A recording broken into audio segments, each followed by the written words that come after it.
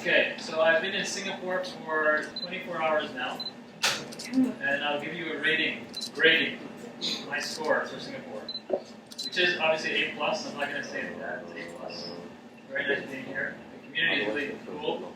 We're at another conference today called Cryptocurrencies. Met a lot of interesting people. What I'm really enjoying is just meeting some of you and talking to you about why you're here, what you're doing, why are you into this blockchain stuff. So I want to start because I already spoke today and I'm going to rest my voice for 2 seconds. And I ask you guys to talk for 2 seconds. So can you just tell me how many of you here actually have bought tokens in an ICO? All this side of the room, no one on this side of the room. Okay, so you guys have bought tokens in an ICO. And of the people who bought tokens in an ICO, how many of you have actually bought into a project related to lending? One guy. Okay.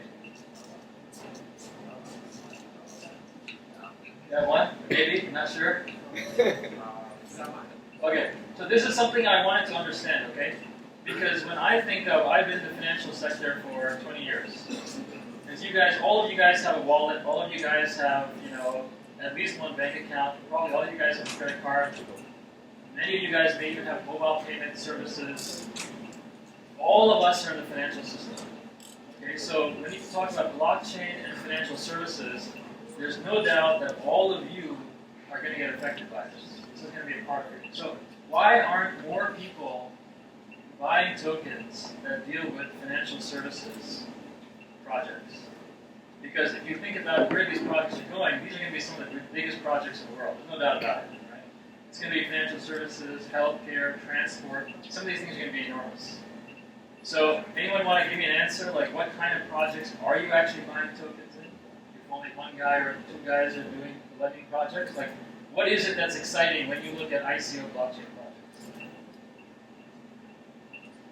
Anybody interested in giving? Yeah.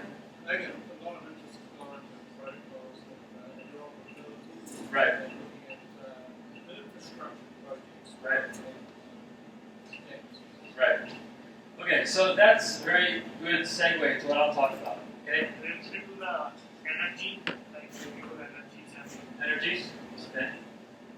So I'm going to talk about LendLedger. You can see kind of the key bullets for us over here. We have a long history in lending business. We have an operating lending company. We know, given our history, where this market is going. We think we're infrastructure for lending. I wouldn't say we're an application. We're not actually putting out a mobile app and getting people to use our mobile app. We're creating a protocol that's infrastructure for lending, and lending is a multi-trillion-dollar industry. So after I finish in the Q&A session, I would love for you guys to tell me what is your reaction to this idea.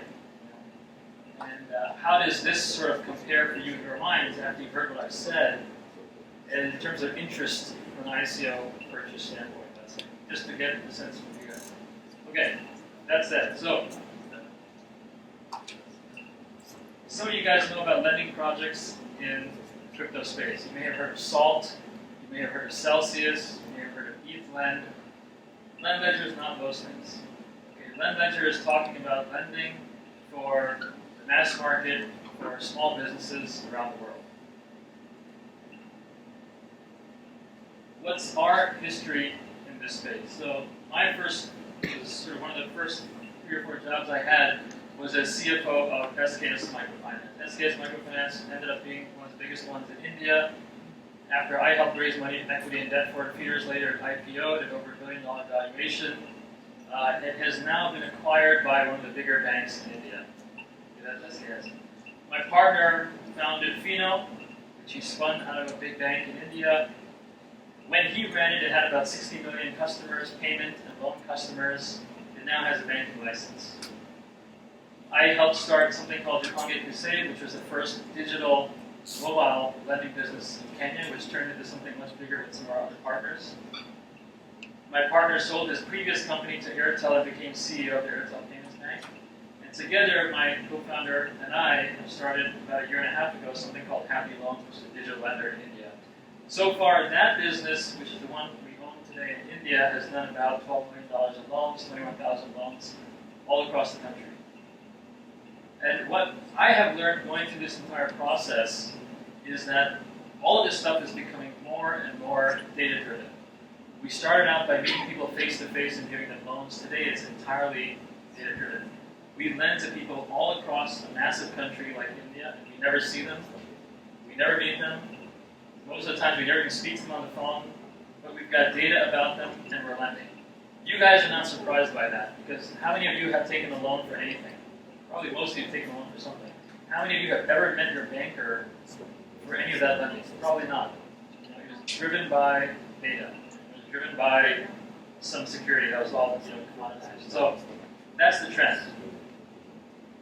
So for the next 200 to 250 million small businesses around the world, which is a massive number of enterprises, it's going to be driven by data.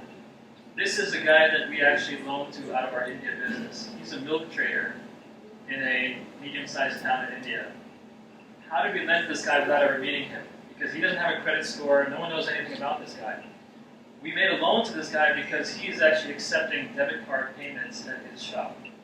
And with the history of all those debit card payments, we can understand what his sales is, and then we can make an assessment and we can make him a loan. So that is happening not just through debit card payments, point-of-sale devices. It's happening because people have telecom payments they're making, people are paying utility bills, they're paying their employees, they're collecting money via wallets. There's a number of data sources now that are driving how loans get made for these next 200 million businesses. Okay, let's just size this for a second. 200 million businesses, let's say, an average small loan size of $1,000, that's $2 trillion in loans. Somebody else said the latest number today is actually $5.5 trillion. So this is massive. This is much, much bigger than any of us are going to conceptualize. So what did we build? So we built something called LendLedger, which we think of as the network. Again, I think of it as infrastructure or plumbing. Pipes, okay? How are all these loans going to get made? How do we do it today? We get data from data sources. We get them as a lender, we make a decision, we make loans. So what LendLedger does is say, look, you don't need intermediaries in this.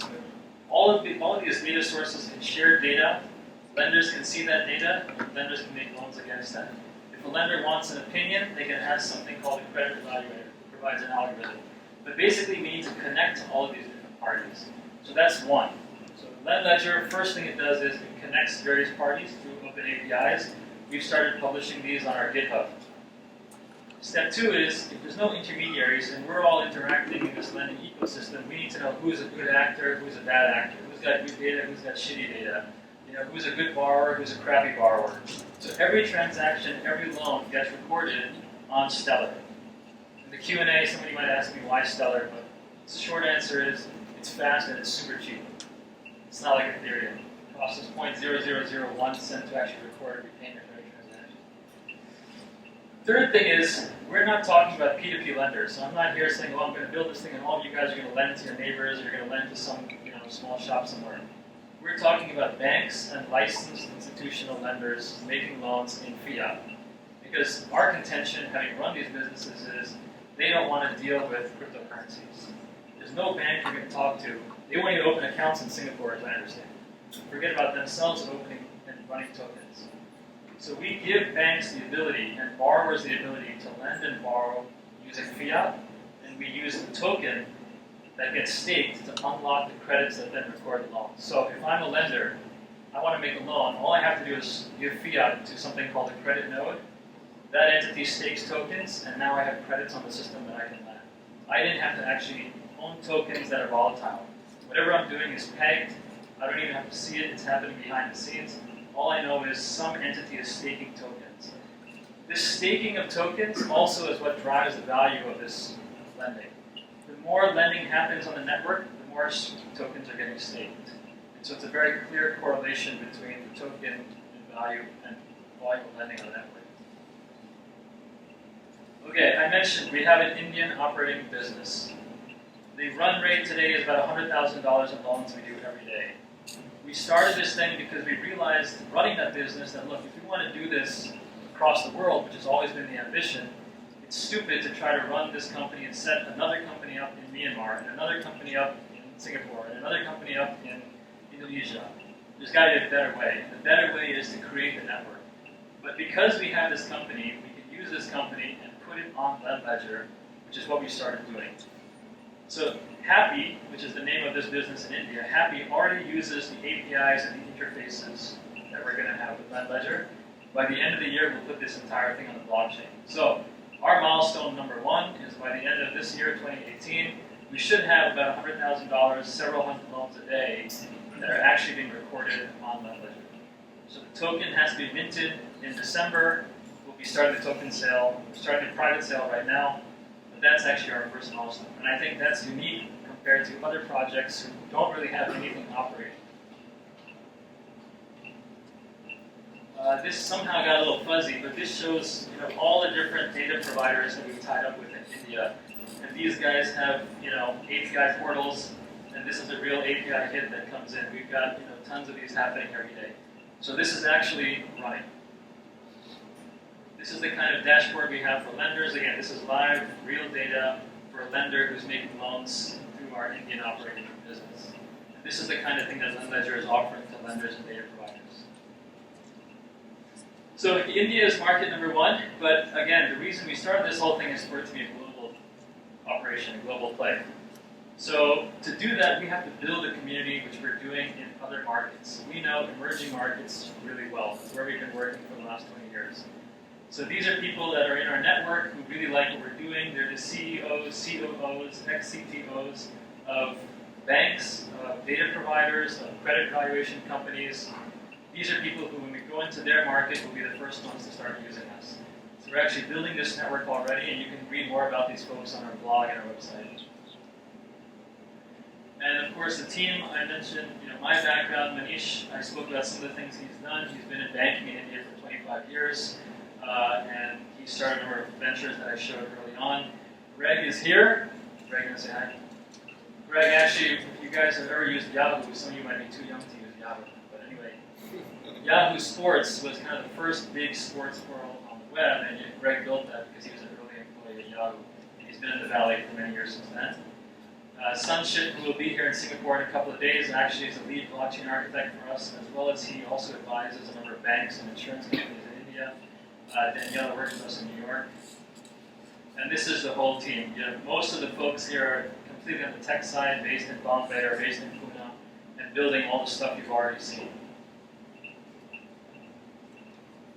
So we have a number of advisors. I'm just showing you guys 2, just to draw attention to them.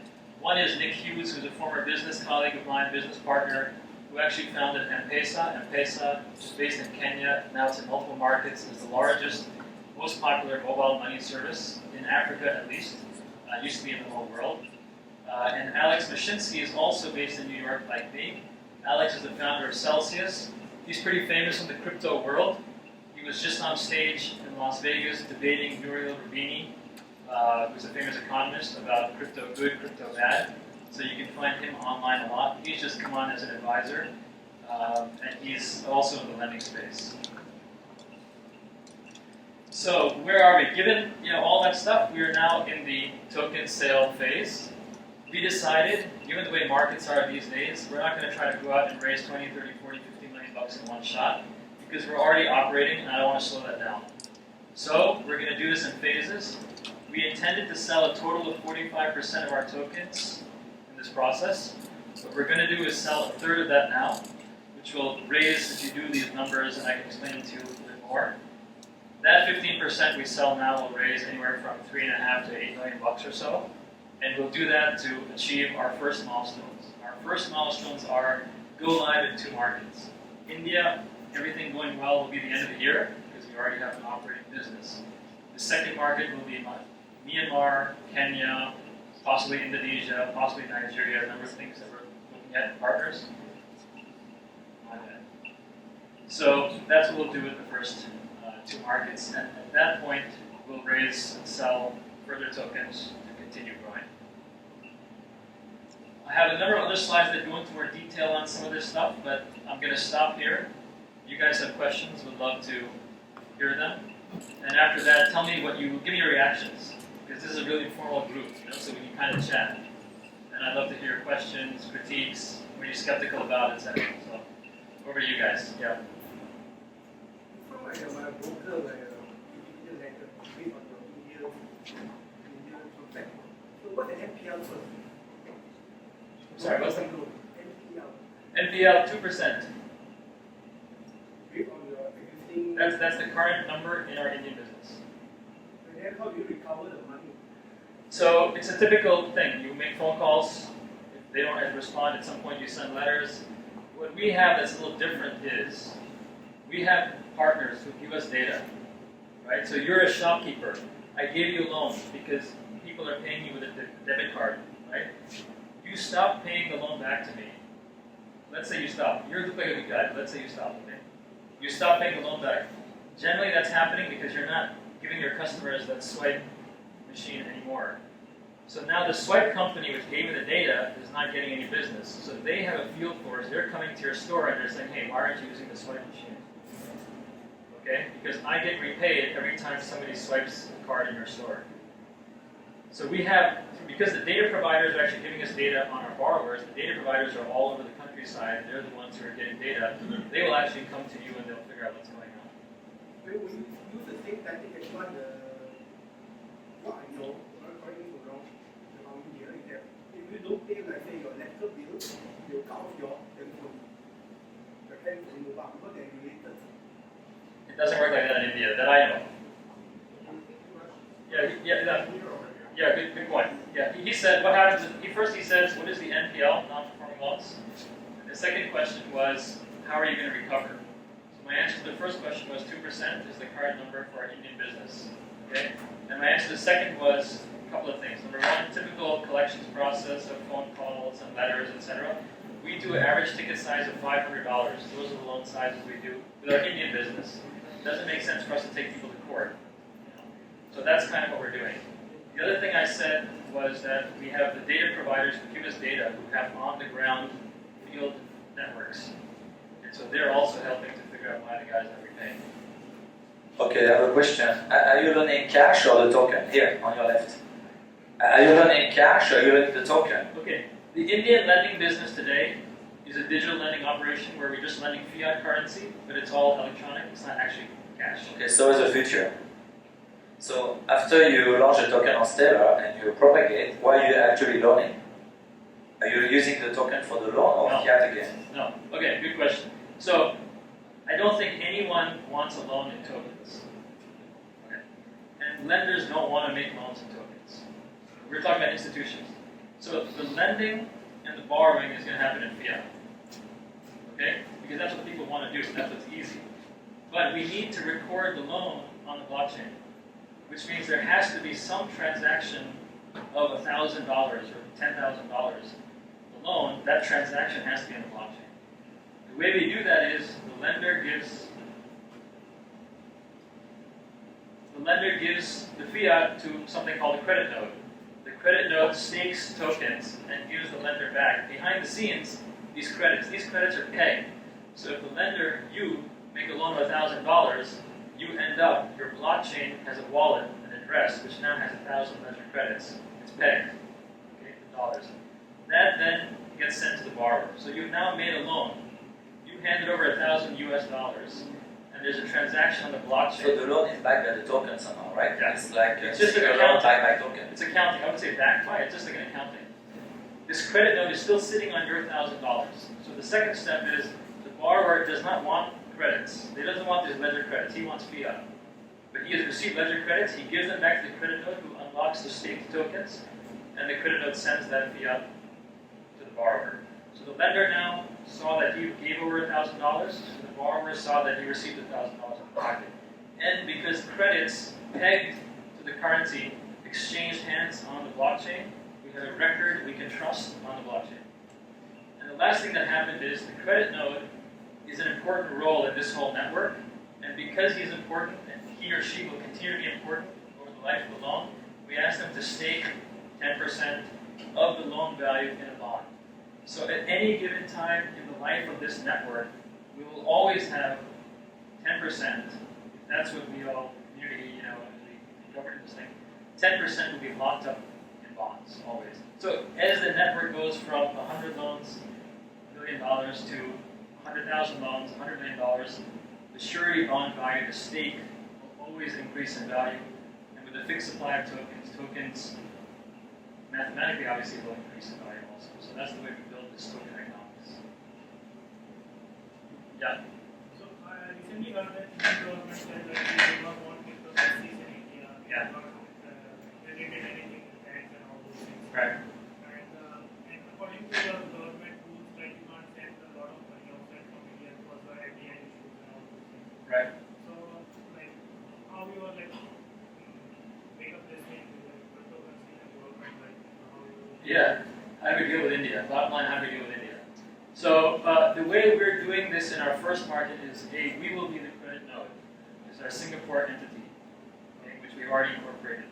Ledger will be the first credit node, number one. Number two, for the Indian lending, all that stuff to happen, we don't need them to hold any crypto, okay? Because we can run this entire process outside of India fine.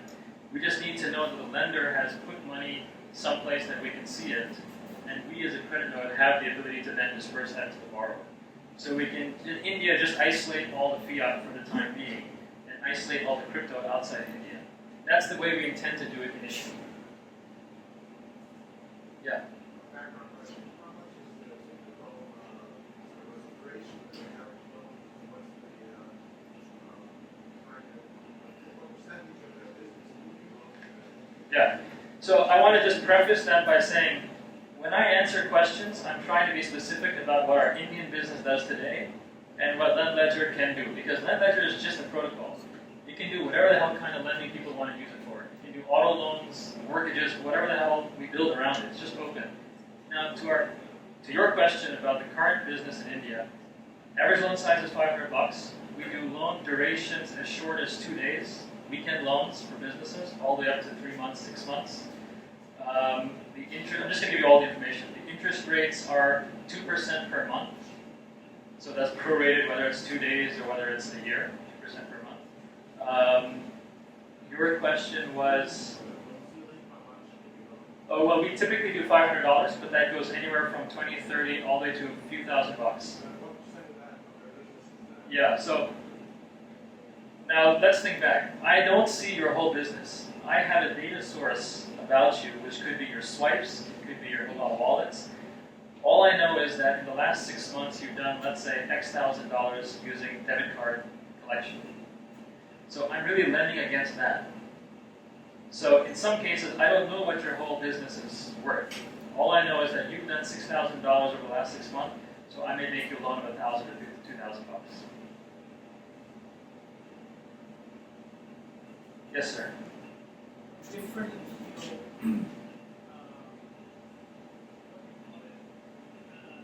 surety bond with performance. Yeah, surety bond. Sorry, I didn't hear the question. Differently, surety bond with guarantee performance. How different is the surety bond with a performance bond? Greg, you should answer. So I think when you're talking about performance bond, you're saying something that's actually guaranteeing the loan. Surety bond, or what we're calling the surety bond, is not guaranteeing the loan. The lender's still taking the risk, just like any lender does of the loan going bad. What the surety bond is there for is to incent and guarantee good performance by the credit note, that they're a good actor in the system and that they're not a bad actor in the system. Who's validated? How does that get validated? So it'll get validated in a number of ways, but the primary way is statistics will be collected. So when a lender sends fiat to the credit node, they'll report that, and then basically if the ledger credits then aren't generated and aren't tracked by the system, we'll know that fiat is building up with the credit node, but ledger credits are not being sent out. So you'll know that something's going wrong. So it could be that their system is down, or it could be that they're defrauding people and they're collecting the fiat and not sending out ledger credits to make loans. So there's obviously a bit of a lag to this indicator. If it's system problems, hopefully they should resolve fairly quickly. But if it's a case of fraud, as the days mount up, that percentage or that ratio is going to get worse and worse. And at some point it will reach a threshold where their bond will get locked. And because the bond is built up to, it may only be 10% of any given loan, but over the course of loans it's built up into a large amount. It's going to be much larger than any amount that they might defraud people of over the course of a couple days. So basically there will be a very strong disincentive to any bad acts based on that.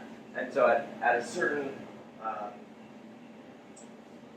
point in time with a certain ratio of ledger credits not going out, the surety bond will get frozen.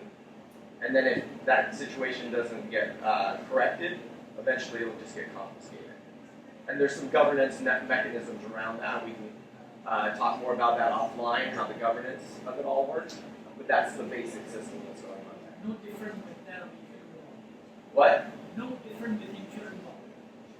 Oh, yeah. No different. Oh, you're making a point that it's not different than insurance law. You see, common bond is different. Right. Insurance bond is different. You know, guaranteed bond is different.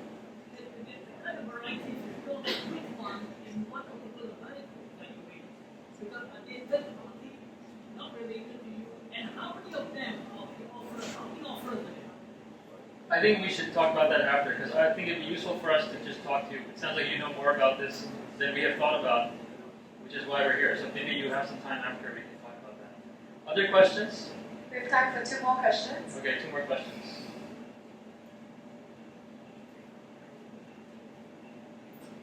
Okay, no more questions? Okay, then can I ask a question again? So just give me a sense. Somebody either throw out something or give me a reaction. You know, I started by saying that we don't see a lot of people putting money into lending ICOs. People like to put money into platform ICOs. This is obviously a massive business with, in our case, an operating entity that's going to be on this very soon. What areas do you think are weak here? What's your interest level? Is it higher than when I started? Is it lower than when I started? You know, just give me a sense because I'm interested in getting feedback. Yeah. When I buy what you call your cryptocurrency, right? Loan tokens, yeah. Right, I'm just lending money to you. My question is there what you call collateral which I hold to just in case your value went down? When you buy loan tokens, you're not lending money to anybody. But when you hold those loan tokens, you have the ability to stake them on behalf of some lender, earn a fee, okay? Earn a fee.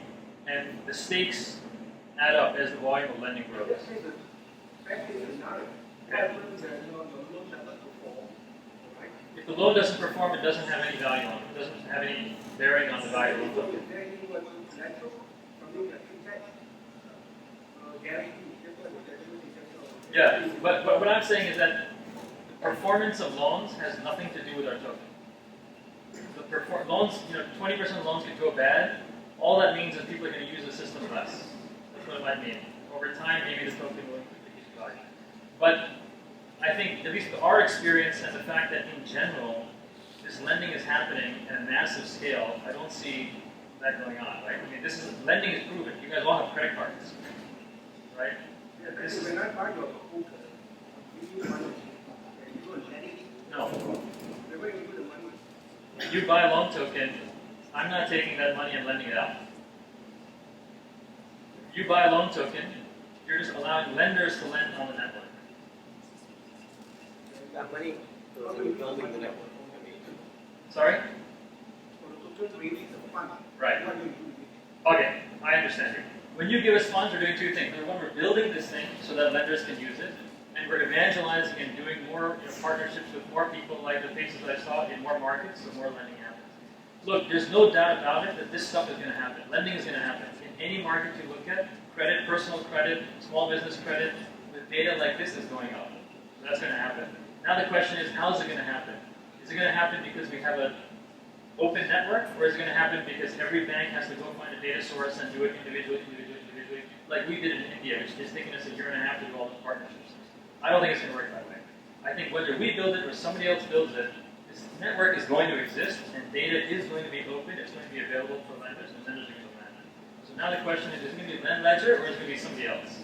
I think it's going to be a lend ledger because A, we have an operating business, and B, we've been in the space for a long time in a lot of markets, and we can drum up lots more interest in a lot more markets. So that's my case. That's my argument. Okay. Oh, yes, sir. You said staking your token at the regular interest, interest alpha. No, staking tokens, if you're a credit note, gets you a fee. If you stake tokens on behalf of the lender for doing this work, You answer this guy. Yeah. You buy the token. you buy the token, Stake it. and you stake it on behalf of the lender, not interest. You earn a small fee from the lender for actually doing that business for them. That's how you stick to a utility token or It has to be a utility token because the way this is moving, we can't afford for this to be called a security because then there's compliance at every single step. These are, as I said, 2-day loans. There's tokens moving around to make 2-day loans happen. Those tokens can't be security. They're really utility powered. Yes, sir.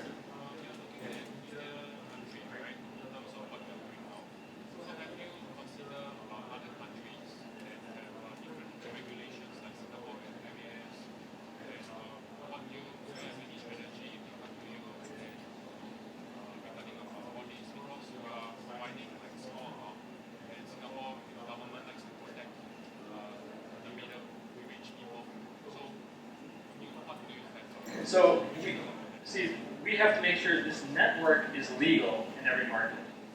Okay? But we're saying that the lenders are going to have lending licenses. Lending is a regulated business in virtually every country. In India, our entity in India has a lending license. In Singapore, certain banks and other lenders here have a lending license. So it's the lender who's going to be responsible for making sure it has a license, and the credit note, before it takes any cash, has to make sure that this lender has a license. So this thing can work in any market as long as the lender has licenses, which the credit note will check.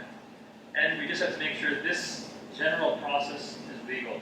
It is possible, maybe, that in some markets, the regulator says, hey, the credit note is taking cash and giving some kind of credits. That might be an exchange function, and so it needs to be regulated as an exchange. There may be some case-to-case situations like that. But in terms of lending, is it legal? What interest rates? How long? Who gets it? Who doesn't get it? That's generally covered by lending regulation, and that's the responsibility of the lenders. Because we will not be the lenders in every country. The lenders will be the lenders. We're just creating the pipes for them to do this. You said your single branch will be the first node or the first lender? No. First node. Yeah. And will that be required license for single? That we're looking at. So far, we don't think so. Is the current. Currently, most likely unregulated, but most likely holding other UK. So that's the kind of thing we have to figure out. But it hasn't reached Parliament yet, so you could have. Any other questions? Yes. If you're not a lender, the bank is lender, what's your user liability to the bank? So we have created open APIs, and we have created a blockchain.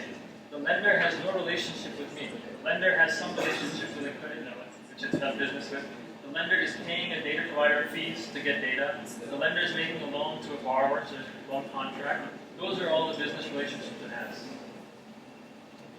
But the bank depends on information. Not our information. Some data provider is sharing data. This is a network. This is a network, right?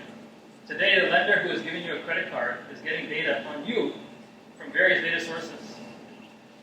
And it is dealing with those data sources and depending on those data sources. It's the same thing. The guy I showed the picture of doesn't have your data sources. We're creating a network so data about him is visible to all the lenders. Sorry, last question. With that, we have to move on, everyone. Okay. Thank you. You and I will have a chat afterwards. I'll buy you a beer. So, thank Yes. you. Oh, was that last one? Okay. Yes, sir. Yes. Thank you. So, once again, everyone, please put your hands together for the